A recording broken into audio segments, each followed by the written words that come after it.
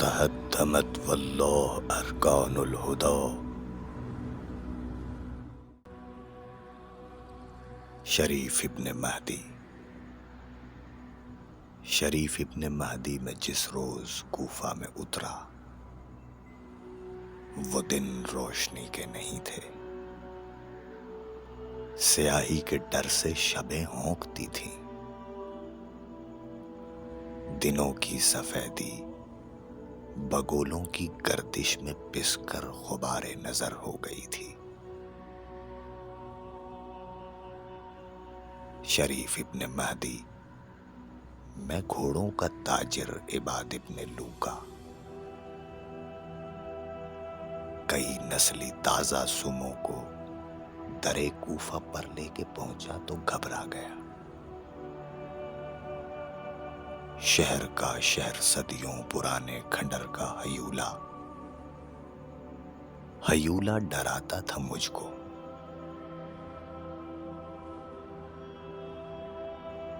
میرے 4 سو اڑ رہے تھے ابابیل نوحہ گری کے.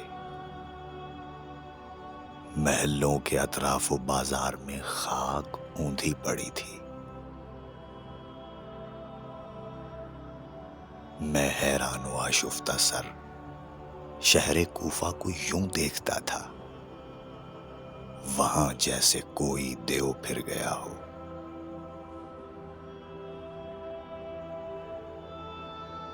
قسم ابن مریم کے جوتوں سے باندھے ہوئے چرمی تسموں کی مجھ کو.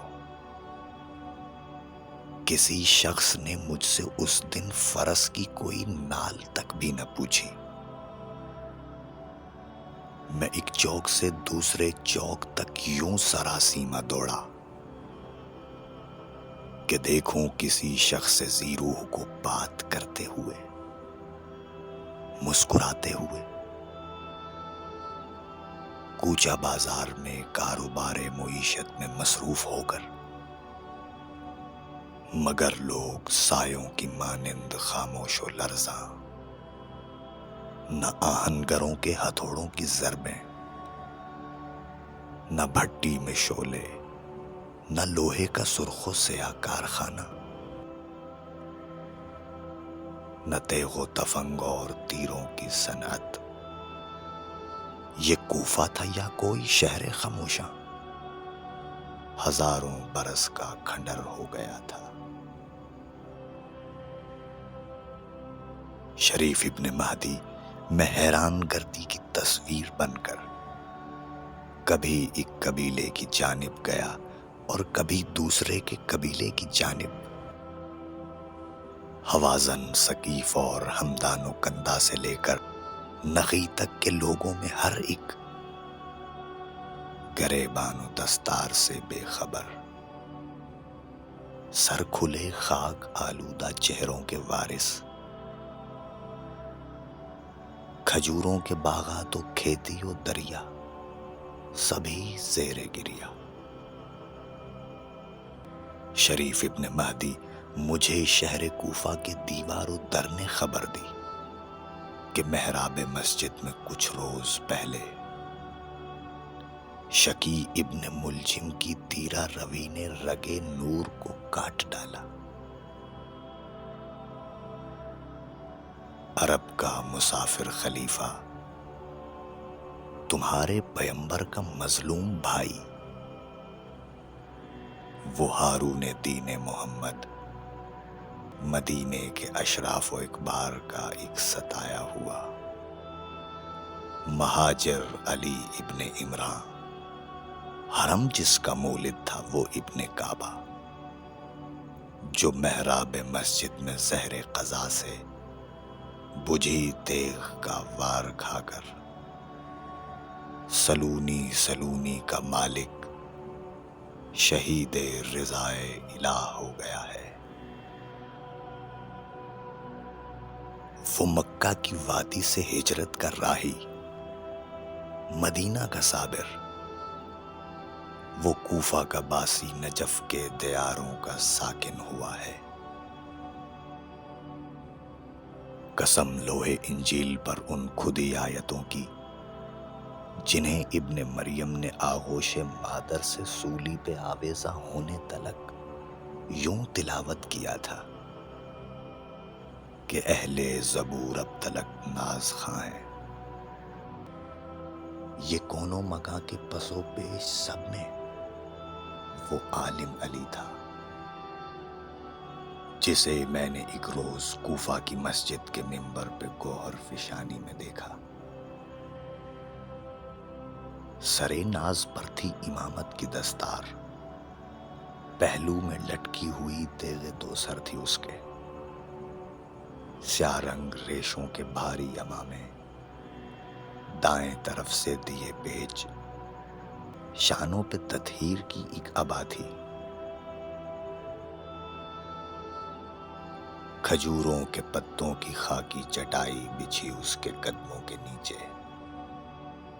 وہ منبر پہ بیٹھا رموز زمان و مکاں اس طرح کھولتا جا رہا تھا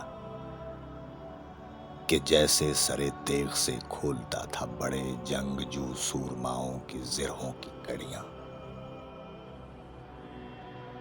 زباں اس کی دیتی چلی جا رہی تھی جہانوں کی خبریں، جہانوں سے آگے تلک لامکانوں کی خبریں۔